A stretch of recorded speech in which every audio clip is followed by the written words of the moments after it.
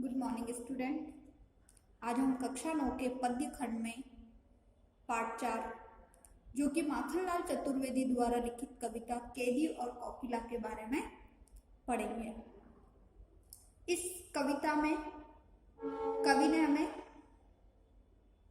ये बताया कि ब्रिटिश शासन की जो बर्बरता यानी कि जो उनका अत्याचार था, उस समय जो भारत के देशभक्त थे उन पर किस प्रकार से उन्होंने अत्याचार किया था, ये हम देखेंगे इसमें और समझेंगे। और किस प्रकार से उन्होंने देश की आजादी के लिए, जो देशभक्त थे, उन्होंने अपना सब कुछ, अपने प्राण न्योछावर करके शारीरिक और मानसिक रूप से कष्ट सहन करके हमें इस स्वतंत्रता का अमूल्य उपहार दिया है। कवि माखनलाल चतुर्वेदी का जन्म मध्य प्रदेश के होशंगाबाद जिले के बाबई गांव में सन 1889 में हुआ। मात्र 16 वर्ष की अवस्था में वे शिक्षक बने। बाद में अध्यापन कार्य छोड़कर उन्होंने प्रभा पत्रिका का संपादन शुरू किया। वे देशभक्त कवि एवं प्रखर पत्रकार थे। उन्होंने कर्मवीर और प्रताप का भी संपादन किया। सन 1968 में उनका देहांत हो गया। तो कवि माखनलाल चतुर्वेदी का जन्म 1889 और 16 वर्ष की उम्र में ही उन्होंने अध्यापन कार्य शुरू कर दिया था। फिर उन्होंने पत्रिका कर्मवीर और प्रभा, कर्मवीर और प्रताप तीनों पत्रिकाओं का संपादन शुरू किया और 1968 में उनकी मृत्यु हो गई थी। उनकी जो रचनाएं हैं प्रमुख देखिए, हिम किरीटनी साहित्य देवता, हिम तरंगिनी, वेणु लो जुए धरा, इनकी प्रमुख कृतियां इन्हें पद्म भूषण तथा साहित्य अकादमी पुरस्कार से सम्मानित किया गया। हिंदी साहित्य में क्या होता है कि पुरस्कार दिए जाते हैं तो लेखन कला के लिए, तो इनकी जो लेखन कलाओं में इन्हें पुरस्कार मिला था पद्म भूषण और साहित्य अकादमी। माखनलाल चतुर्वेदी की रचनाएं राष्ट्रीय भावना से युक्त है। उनमें स्वतंत्रता की चेतना के साथ देश के लिए त्याग और बलिदान की भावना मिलती है, इसीलिए उन्हें एक भारतीय आत्मा कहा जाता है। इस उपनाम से उन्होंने कविताएं भी लिखी है। वे एक कवि कार्यकर्ता थे और स्वाधीनता आंदोलन के दौरान कई बार जेल गए। उन्हें भक्ति, प्रेम और प्रकृति संबंधी कविताएं भी लिखी। तो उन्हें प्रकृति से प्रेम था, तो प्रकृति संबंधी भी उन्होंने भक्ति, प्रेम और राष्ट्र से प्रेम, राष्ट्र की भक्ति होने के नाते उन्होंने इस प्रकार की कविताएं लिखी। चतुर्वेदी जी कविता में शिल्प की तुलना में भाव को अधिक महत्व देते। उन्होंने परंपरागत छंदबद्धता रचना से अनुकूल शब्दों का भी प्रयोग किया है।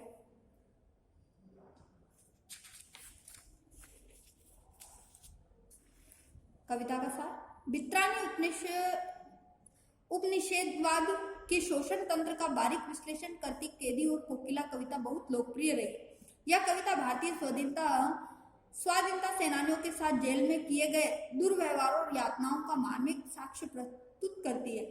तो जो भारत के जो लोग थे, स्वतंत्रता सेनानी, उनको किस प्रकार से जेल में यातनाएं दी जाती थी, उन यातनाओं का और बुरे व्यवहारों का हम इसके अंदर देख सकते हैं। मार्मिक साक्ष्य के किस प्रकार से उनके साथ दुराचार किया जाता था। कवि जेल में एकाकी और उदास है। कोकिल ने अपने मन का दुख, असंतोष और वित्रानी शासन, वित्रानी मतलब जो ब्रिटिश शासन, अंग्रेज सरकार है, के प्रति अपने आक्रोश को व्यक्त करते हुए कहता है कि यह समय मधुर गीत गाने का नहीं बल्कि मुक्ति का गीत सुनाने का है। कवि को लगता है कि कोयल भी पूरे देश को एक कारागार के रूप में देखने लगी है, इसीलिए अर्धरात्रि में चीख उठी। तो अर्धरात्रि में, आधी रात में क्या होता है, कोयल गाने लगती है। तो लेखक को, कवि को लगता है कि ये जो उसकी वाणी कैसी होती है, कोयल के मधुर, परंतु वो गुस्से में, आक्रोश में ब्रिटिश सरकार के प्रति जो अपना आक्रोश व्यक्त करती है। तो लेखक को ये लगता है कि मानो कि कोयल भी क्या कर रही है, पूरे देश को कारागार यानी कि जेल के जैसे कि सभी व्यक्ति बुरी अवस्था से गुजर रहे हैं और उनको जागृत करने के लिए ब्रिटिश सरकार के प्रति वह गीत गाती है। क्या गाती हो, क्यों रह जाती हो, कोकिल बोलो तो क्या लाती हो, संदेशा किसका, कोकिल बोलो तो अर्धरात्रि में, आधी रात में क्या होता है कि कोयल गाती है, उसकी आवाज से लेखक क्या होता है, कवि क्या होते हैं, चौंक जाते हैं। कोकिल मतलब कोयल होता है जो, उसकी आवाज से क्या होता है कि लेखक चौंक जाते हैं। तो वो उससे पूछते, बोल उठते हैं कि हे कोयल, तुम इस तरह इस प्रकार रह रहकर क्यों गा रही हो, क्या गा रही हो, कुछ बोलो तो सही।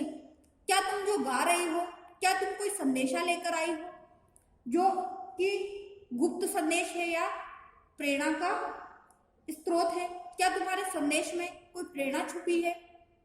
अगर ऐसा है तो तुम मुझे बताओ, तुम क्या गा रही हो और क्यों गा रही हो? ऊंची काली दीवारों के घेरे में डाकू चोरे मारों के डेरे में, जीने को देते नहीं पेट भर खाना, मरने भी देते नहीं तड़प रहे जाना। तो ऊंची काली दीवारें, जो जेल है, कारागार है, उसकी ऊंची ऊंची काली काली दीवारें बनी हुई है, जिसमें डाकू चोर राहगीर जो लूटने वाले यात्रियों को लूटते हैं, बटमार रो मतलब जो ऐसे डाकू जो बसों को और इनको अर्धरात्रि में लूट लेते हैं, उनके लिए कहा गया। तो ये जो घेरा है ये उन लोगों का है। लेखक कहते हैं कि यहाँ पर डाकू चोर इस प्रकार के लोग हैं जो जीने भी नहीं देते हैं और पेट भर खाना भी नहीं देते। कौन? अंग्रेज सरकार जो है। और रात भर यहाँ के जो सिपाही है वो क्या करते हैं? कड़ा पहरा देते रहते हैं। तो और खाना भी देते हैं, तो ऐसा देते हैं जो ना तो हम पेट भर कर खा सकते हैं और ना ही हम जी सकते हैं, ना ही हम मर सकते, सिर्फ और सिर्फ तड़प कर रह जाते। जीवन पर अब दिन रात कड़ा पहरा है, शासन है या कम का प्रभाव गहरा है। लेखक कवि कहते हैं कि ये हमारा जो जीवन है इस पर ये सिपाही लोग क्या करते हैं? दिन रात कड़ा पहरा देते हैं। तो ये किस प्रकार की सरकार है, किस प्रकार का शासन है, कुछ समझ में नहीं आता है। या रात का जो तब मतलब अंधेरा, कि इस काली रात का जो अंधेरा है गहरा, उसका प्रभाव है या इस शासन का प्रभाव है। हिमकर निराश कर चला रात भी काली, इस समय काली माँ मई जगी क्यों आली।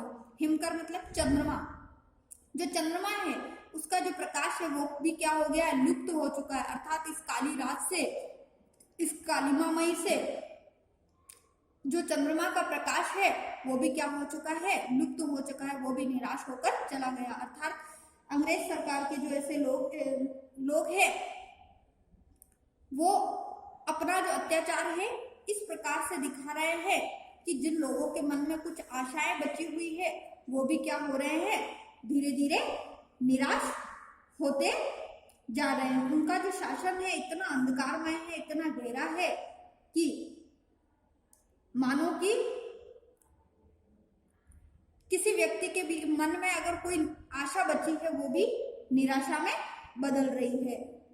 तो जो जैसे कि कोई इस काली रात से चंद्रमा भी क्या हो रहा है? निराश होकर चला जा रहा है। अर्थात लेखक के कहने का मतलब ये है कि हे सखी, हे कोयल, तुम क्यों इस अंधेरी रात में, इस भयानक रात में जाग रही हो? क्या तुम मुझे कुछ कहना चाहती हो? क्यों भूख पड़ी वेदना बोझ वाली सी कोकिल, बोलो तो क्या लूटा। तो लेखक कवि कहते हैं कि हे कोयल, तुम कुछ बोलो तो सही। जो तुम्हारी आवाज है जैसे मधुर होनी चाहिए वो आज पीड़ा से युक्त है। वो कितनी बोझ वाली है, भारी भारी लग रही है, वेदना से युक्त है, भारी पीड़ा से युक्त है। क्यों तुम हुक पड़ी हो? हुक मतलब पीड़ा से युक्त आवाज दे रही हो। क्या किसी ने तुम्हारा कुछ लूट लिया है? कुछ बोलो तो सही, मुझे कुछ बताओ तो सही। मृदुल वैभव की रखवाली सी कोकिल, बोलो तो सही। जो तुम्हारी मीठी वाणी है, जो मृदुल वैभव है, क्या तुम्हारा वो सब कुछ ऐश्वर्य धन दौलत सब कुछ लूट लिया है क्या, जिससे तुम्हारी ऐसी पीड़ा युक्त आवाज आ रही है, पीड़ा युक्त वेदना सी आवाज हो रही है? क्या किसी ने तुम्हारा सब कुछ लूट लिया है? कोकिल, हे कोयल, तुम कुछ बोलो तो सही। क्या हुई बावली अर्धरात्रि को चीखी, और तुम इस तरीके से आधी रात को चीख रही हो, चिल्ला रही हो, क्या तुम पागल हो गई हो, बावली हो गई हो? कोकिल, कुछ बोलो तो सही। कोयल, कुछ बोलो तो सही। किछ दावा नल की ज्वालाएं हैं दिखी, कोकिल, बोलो तो सही। दावा नल मतलब जो जंगल में लगने वाली आग है, ज्वालाएं जो आग की लपटें हैं। तो लेखक कहते हैं तुम इस आधी रात को जो चिल्ला रही हो, क्या किसी जंगल की आग की जो भयानक लपटें हैं वो तुम्हें दिख रही है। अर्थात लेखक कवि के कहने का मतलब ये है कि जो अंग्रेजी राज्य का शासन है, अर्थात अंग्रेज लोगों का जो शासन है वो अंधकार और भयानक है, अत्याचार युक्त है।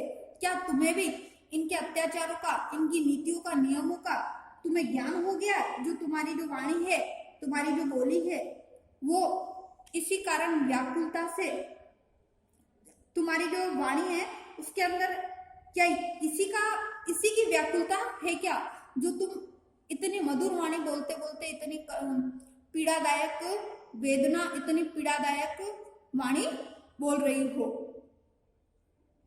तो आज का जो आपका, आज हम यहीं तक पढ़ेंगे पैराग्राफ 1 और 2। इस कविता के नेक्स्ट पैराग्राफ नेक्स्ट क्लास में पढ़ेंगे। आज का जो आपका होमवर्क है वो है, आपको जो 2 पैराग्राफ पढ़ाए गए उनकी व्याख्या लिखनी है और कवि परिचय भी आपको लिखना है।